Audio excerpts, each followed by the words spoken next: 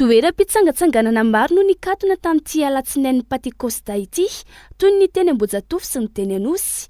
Raha ny teny Ambohijatovo manokana, nahitana mpitandro filaminana maro niandry teo ivelany.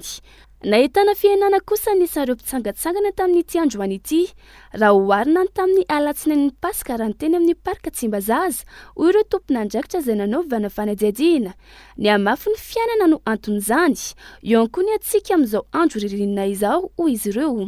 Ilaina ny fialana sasatra kely tahaka izao, noho ny rotoroto amin'ny fiainana andavanandro, indrindra ho ireo ankizy izay efa reraka amin'ny fianarana isanandro ka nanoka fotoana mba hifaliana androany, hoy ireo ray aman-dreny tonga teny antoerana. Akany aty mba mahafinaritra zany dia mbola mba hiala voly ety kely aty aloha fa aloha fiainana andavanandro. Tsy dia misy fa zay tanana ihany aloha ny zaraina ka. Efa nanomana mihitsy ka. Miaraka amin'ny vady aman-janaka ka. Efa nanomana zay. Dia fianakaviana zay makaty. Mahafinaritra aty. Dia aty zay mitondra zazakely dia mahafinaritra. Mba miala voly fa fety ny andro. Efa manomana.